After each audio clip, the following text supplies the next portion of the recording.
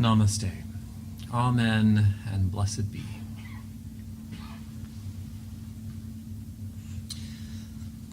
All this month, we've been talking about forgiveness in our worship services. And I think we got the point. Forgiveness is a good thing. But are there times when we just can't forgive or shouldn't forgive the transgressions against us? Sometimes enough is enough, and we just have to say no more. I had the joy and honestly some deep confusion this week sitting with the story of the giving tree. I stumbled across it Monday putting together the order of service, and it has been rattling around in my head ever since. What was once a very simple and frankly boring childhood story to me became far more complex, and a quick Google search revealed that this book is fodder for some very passionate and pretty deep conversation. So before I get too far into this, I want to know which character in this story you identify with. There are two characters in this book. There's the little boy and the tree. So by show of hands, how many of you identify as the boy? Okay. And how many of you identify as the tree? Okay. Are we being honest here? Okay, I want to go back and notice the gender and age split on this. How many of you identified as the boy? Okay. And how many of you identified as the tree? Okay, thank you. Thank you for indulging me. I've been dying to see those hands all week, honestly. Part of that is because it never occurred to me that anyone would identify as anything other than the boy. Maybe that's because I'm incredibly selfish. Maybe that's because the first time I heard the story, I myself was a little boy. Hopefully that's it. But it honestly never occurred to me that some people might see themselves as the tree until I read this woman explaining her interpretation of the book online this week. So personally, sitting with this story was interesting for me because I was able to see how the story changed for me over the years. As a young child, I took it very literally, and the story was incredibly boring. I couldn't figure out why adults were so enamored with it. These primarily female teachers just gushed over the book, and I didn't know why. Later, actually just a few years ago, in fact, I went on a full offensive against the book. In a sermon much like today's, I railed against that selfish little boy and the tree that enabled him. I suggested this story was a tale of warning against the lack of personal boundaries and how profoundly destructive that could be. That tree should have said no. Strangely, this year, as I've read the story, a softer side of me has recognized something different. The sometimes sacrificial nature of true love. As I've grown to realize that love isn't always equitable, and sometimes simply seeing your beloved smile is motivation enough, without any attachment to reciprocity. I've read this book in three very, very different ways. The best part is that no one knows the answer. 50 years later, after its publication, no one knows just how to read this classic story. Is it about the beauty of sacrificial love? Is it a satire about self-destruction that occurs without boundaries? Or maybe it's a parable about ecological disaster. It was written almost the exact same time the Lorax was written. If there's one thing that we know for sure about the Giving Tree, it's that the questions of personal boundaries and compassion, accountability and forgiveness are not simple ones. It's very difficult to know when to forgive the past and when to say no more. Sometimes saying no is a spiritual discipline. It sounds strange to say that religiously we should say no sometimes, especially when so often you use focus on openness and affirmation and giving. That sense of openness and giving is pretty much the core of our theology. But theology never happens in a vacuum. It only takes on meaning in the context of a person's life. Theology should respond to the needs of the person hearing it, and our needs vary significantly from person to person, from time to time. The vast majority of our theology emphasizes the role of compassion and giving. Whether it's from our Christian heritage or our Buddhist connections or paganism or even our humanist leanings, we dwell on responsibility to give more freely. But some feminist and liberationist theologians have raised a question about that theology. They wonder exactly who is this message of giving more of yourself written for? And are we willing to tell disempowered women that they should be more compassionate and more forgiving? Are we telling underpaid laborers and disadvantaged people of color that their real spiritual quest is to learn how to give more freely and to forgive their oppressors? Should abused spouses be more generous? Should we tell the disempowered to forgive more freely? I think we all realize the answer has to be no. Forgiveness has its limits. Sometimes it's in everyone's best interest to hold the perpetrator accountable. Now, holding someone accountable for their actions isn't exacting revenge. It's not even about diminishing his or her worth and dignity. The more I thought about forgiveness this week, the more I realized how important it is to separate the person from their actions. Now, we always honor the inherent worth and dignity of every person, but we're not always required to forgive their actions. What's on the table isn't their worth and dignity. What's on the table is accountability for actions. So this all begs the question, when is it better not to forgive? When do we say enough is enough? You owe me. At the very least, an explanation. You owe me for what you have done. Our opening hymn today was a reminder of one of those scenarios when accountability is still in order, when forgiveness isn't quite enough. It's important for marginalized communities to remember their past and to seek some sort of accountability from the wider culture.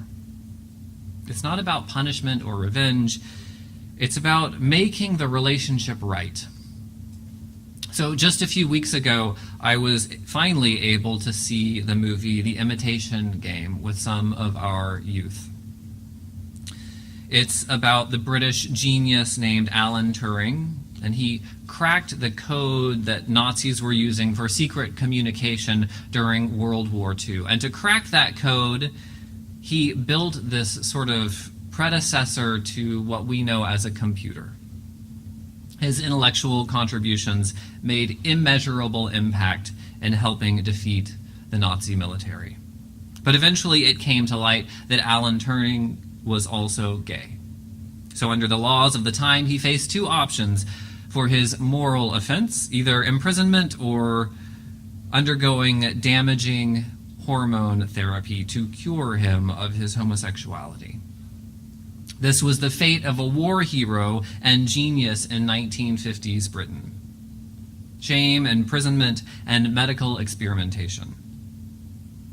Now, as a gay man myself, and someone who's relatively aware of the history of my own community, I knew nothing about this guy until this year.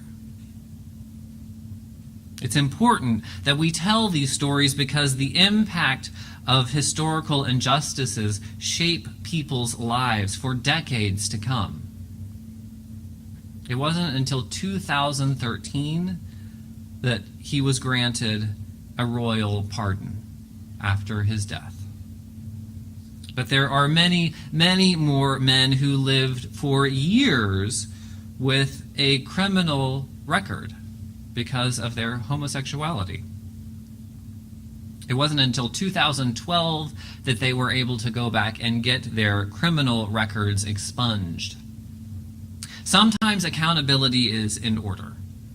Until relationships are mended, until victims are given the opportunity to live a reasonable life with dignity, sometimes we're better off not forgiving the sins of the past.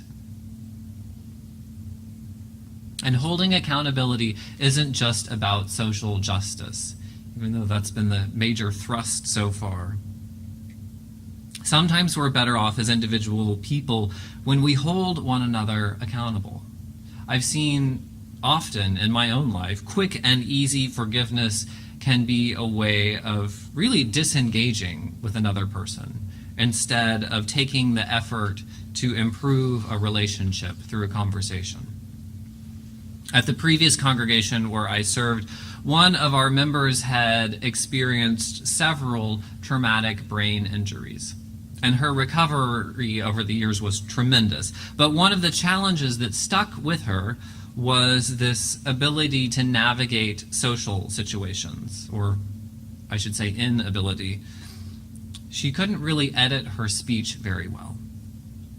She was inclined to say whatever popped into her head without anticipating how those words would be heard. Now, needless to say, there were a lot of bumpy personal encounters, but the cool thing was that she knew this about herself. She knew that occasionally, accidentally, she offended people, and she was open to being corrected. The sad part was that most of the time, the learning opportunity never occurred. Most people would just get slightly annoyed and say nothing and offer a superficial forgiveness and be on their way. But occasionally, someone would speak up. They'd say, you know, that remark was really hurtful, and you probably shouldn't use that approach with other people. It wasn't easy, but she knew, and we all knew, that conflict was a learning opportunity.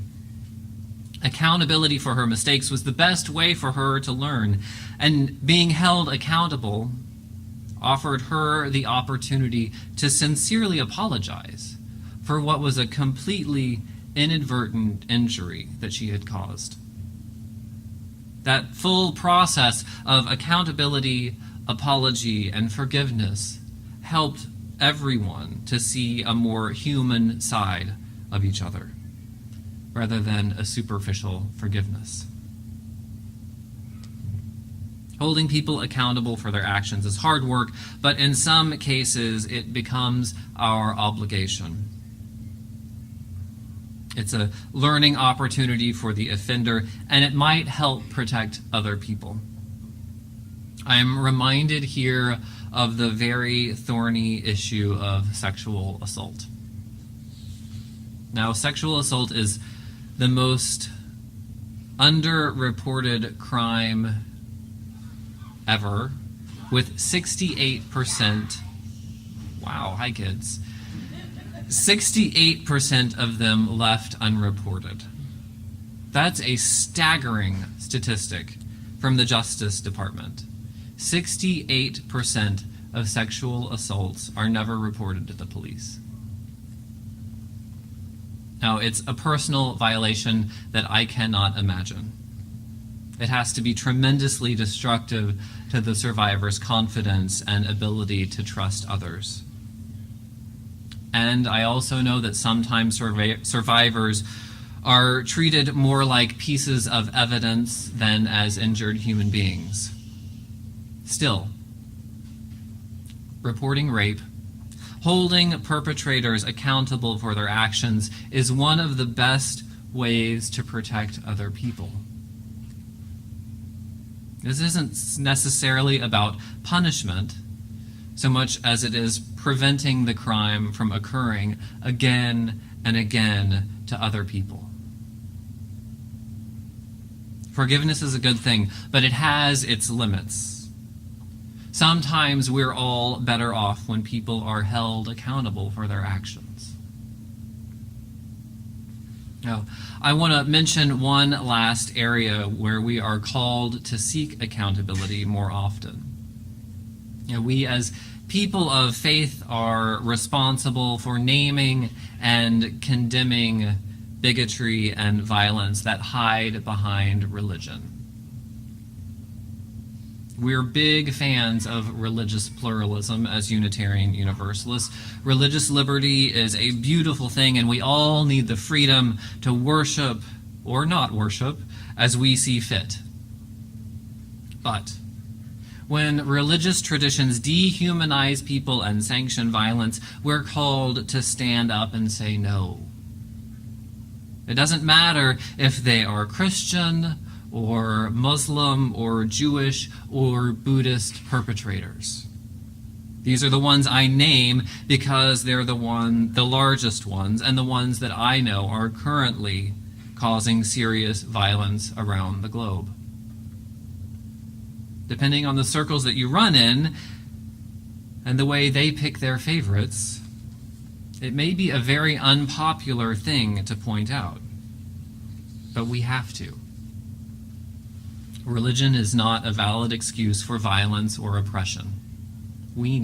I need to be more comfortable naming bigotry and hatred for what it is, even when it hides behind a religious text. Now, the gut reaction from Unitarian Universalist principles is openness and acceptance. We aim to hear the other out as a religious value. But those same religious values tell us that we must stand up and say no on occasion.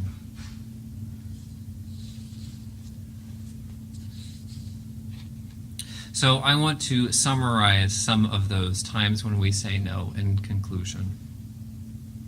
We should put accountability before forgiveness when it provides an opportunity to learn and to deepen relationships.